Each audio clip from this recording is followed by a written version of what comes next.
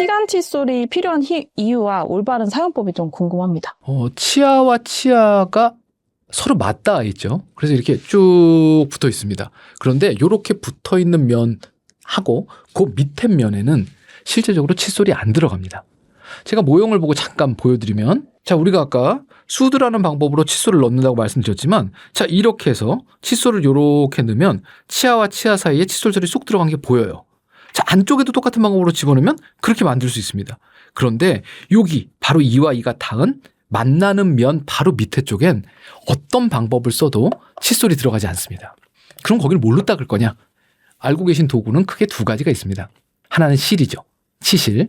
다른 하나는 치간 칫솔입니다. 자, 그런데 누가 청소를 하라고 저한테 실을 한 가닥 주는 거하고 빗자루를 하나를 주는 거하고, 이건 우리가 그냥 상식적으로 생각해도 빗자루가 훨씬 더 낫겠죠. 또 다른 거는 치아면이 만약에 이렇게 아주 매끈하다면 힘들지만 실 가지고 열심히 문질러서 닦을 수는 있을 것 같아요. 그런데 만약에 치아면이 이렇게 사이사이에 홈이 있다면 아무리 실을 써도 이 홈엔 안 들어갈 거란 말이죠. 그래서 치실보다는 치간 칫솔이 훨씬 더 효용성이 좋은 도구라고 이야기를 하고 있습니다. 논문에 따르면 그 치아끼리 닿아 있는 면적을 다 더해보면 실제적으로 자기 손바닥 면적만큼이 나온대요. 그러면 우리가 칫솔질을 하고 치아 사이를 닦지 않았으면 이 손바닥 면적만큼의 세균이 입안에 남아있는 상태입니다.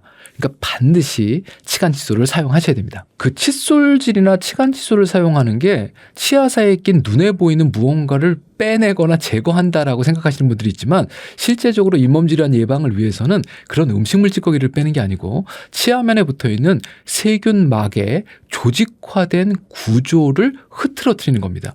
우리 치아 표면에는 세균들이 그냥 붙어있는 게 아니고요, 서로들 엉겨 붙어서 사회구조를 만들고 있답니다. 어깨동무하고 있는 거하고 똑같은 거죠. 예, 그런데 이 어깨동무하고 있는 세균들을 칫솔이나 치간 칫솔이 이렇게 막 흔들어 놓는 겁니다. 한 마리도 제거하지 않아도 돼요. 이렇게 흔들어 놓고 나면 얘네들이 다시 낱낱이 세균이 된답니다. 이 어깨동무하고 있지 않은 세균들은 병원성 물질을 만들지 못한답니다. 그러니까 낱낱이 있는 오합지졸들은 실제적으로는 병을 만들지 못한다는 거예요. 그럼 우리가 칫솔질이나 치간 칫솔의 사용은 세균을 제거하는 게 아니고 세균의 조직화된 구조를 흐트러뜨리는 겁니다. 얼마에 한 번씩이 효과적이냐? 최소한 하루에 2번, 12시간에 한 번씩은 들어가서 세균막을 흔들어 놓고 나온다. 이런 컨셉이 사실은 칫솔질과 치간 칫솔 사용의 올바른 의미라고 보시는 게 맞아요. 이 치간 칫솔을 제대로 쓰면은 치석도 제거가 되는 걸까요? 일단 기본적으로 치석은 너무 오래된 음식물 찌꺼기와 세균의 부산물 같은 것들이 굳어서 돌이 된 겁니다. 그 치석은 집에서 떼실 방법이 전혀 없습니다. 칫솔로도 안 떨어지고요, 치간 칫솔로도 안 떨어지고요. 그래서 치과에서 반드시 치석을 떼야 되는데, 그걸 보통 우리가 치석 제거술, 스케링이라고 부르지 않습니까? 그런데 매일매일 청소를 하면 치석이 생기지 않을 수 있죠. 그러니까 생긴 치석은 치과에 가서 깨끗하게 제거받는 치료를 받으시고, 그 이후부터는 치석이 생기지 않도록 매일 노력하시는 게 올바른 방법입니다. 그런데 또 치간 칫솔 하면 이빨 사이가 벌어질 수도 있다, 이런 걱정도 많이 하시더라고요. 그냥 걱정이세요.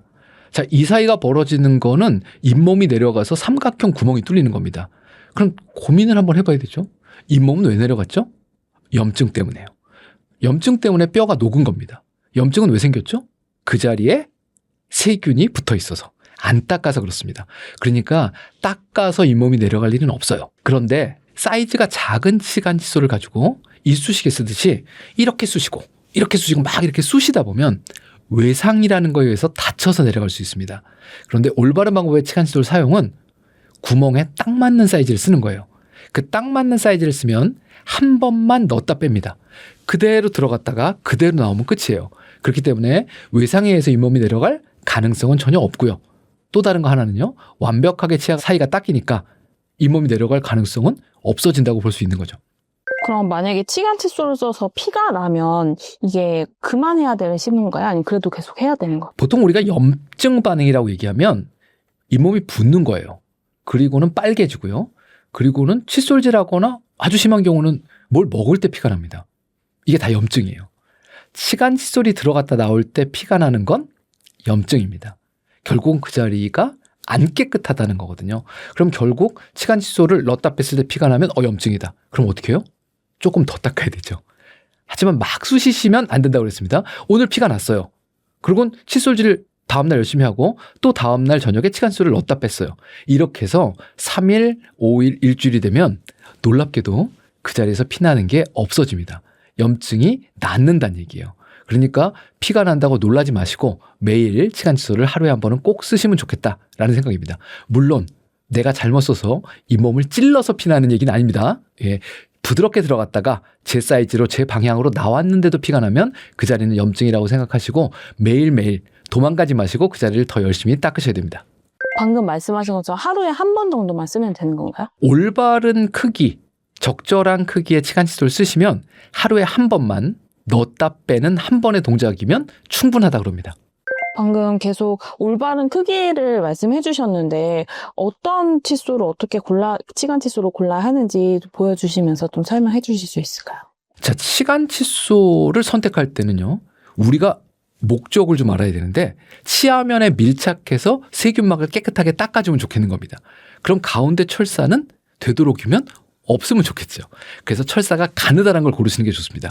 그 다음번엔요, 털이 가늘고 길면 좋습니다. 이 가늘고 긴 털들이 치아 사이 공간에 들어가서 꽉 차면 쫙 닦으면서 밀고 지나가거든요.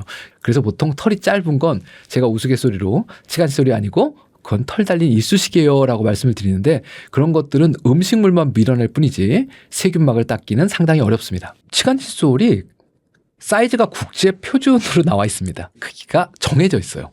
이건 어떻게 정하냐면 요 구멍에 치간 칫솔을 넣었을 때 뻑뻑한 느낌이 나게 마찰력이 느껴진다. 그럼 넌 1번이야. 이게 무슨 얘기냐면 그 구멍에 들어갔을 때 꽉 차는 느낌이 나야 이게 맞는 사이즈입니다. 제가 지금 작은 정도의 사이즈와 아주 큰 사이즈를 한번 갖고 와봤는데요. 이렇게 보시면 이렇게 두 가지의 사이즈가 있습니다. 하나는 매우 가느다랗고 하나는 매우 큽니다. 그래서 보통 치과의사나 치과위생사 같은 전문가가 사이즈를 정해주지 않는다면 내가 사이즈별로 좀 늘어놓고요. 이거 한번 넣어봐요. 이거 너무 헐겁다? 그럼 다음 사이즈를 꺼내서 또 넣어보고 또 다음 사이즈를 꺼내서 넣어봐서 이 정도면 뻑뻑해 라는 느낌이 드는 치간 칫솔을 고르시면 됩니다. 보통 앞니, 어금니, 윗니 뭐 이렇게 여러 가지의 치아들 사이 공간들이 사실 사람마다 다 조금씩 달라요. 그리고 한 사람에 있어서도 차이가 있습니다.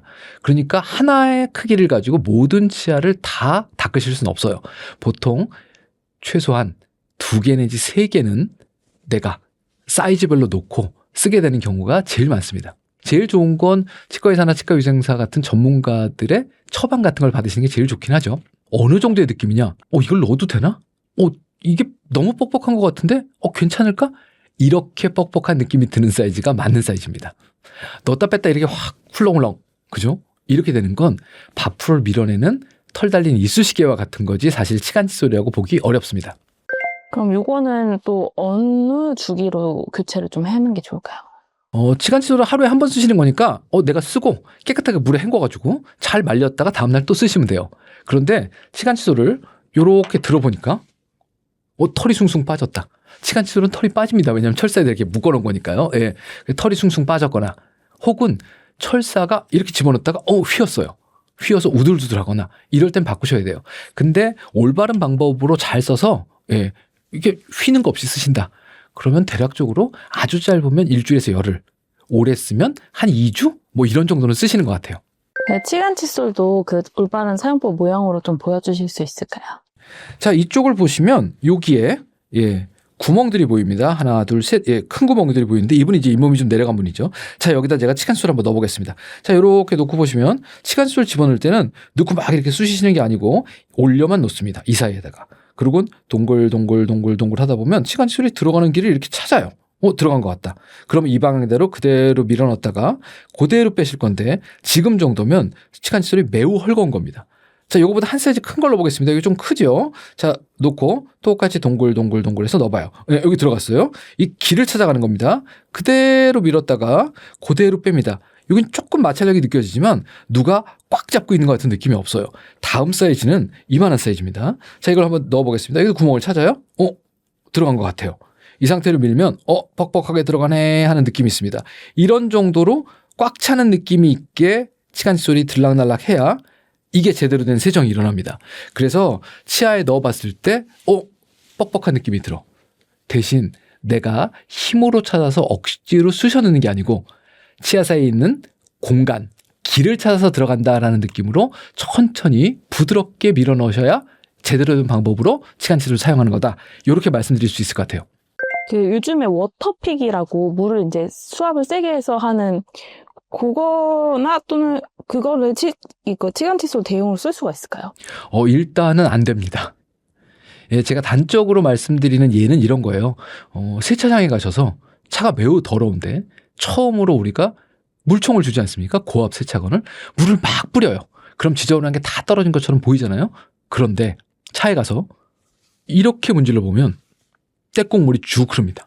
결국은 솔질하지 않으면 물로 아무리 뿌려도 겉에 부분에 있는 덩어리만 떨어지는 거예요. 그 물 나오는 세정기요. 물세정기라고 하는 것은 치아사에 낀 음식물 찌꺼기만 빠질 뿐이고요. 치아면에 붙어있는 세균 막은 전혀 건드리지 못합니다. 그러니까 그 물청소실 시간에 한 번이라도 더 칫솔이 닿게, 치간칫솔이 닿게 하시는 게 올바른 방법입니다. 치아나 잇몸은 좀 마모된다는 인식이 있어서 한번 망가지면 좀 끝이라는 생각이 드는데 이렇게 칫솔질을 잘하면 다시 회복될 수도 있는 건가요? 안타깝게도 내려간 잇몸뼈가 다시 올라오진 않습니다. 하지만 오늘 칫솔질을 바꾸면 오늘 내려가던 그 잇몸 막을 수가 있는 거죠.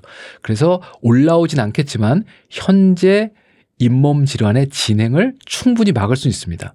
우리가 보통 뭐라고 그러냐면 뿌리 끝에 3분의 1이라도 그 뼈가 건강하면 자신의 치아를 지킬 수 있다고 그럽니다. 그런데 그 3분의 1이 남는 동안, 3분의 2가 없어지는 동안 내가 과연 어떻게 관리했는가? 그럼 오늘부터 방법을 바꾸시면 남아있는 내 잇몸뼈를 지킬 수 있는 거죠.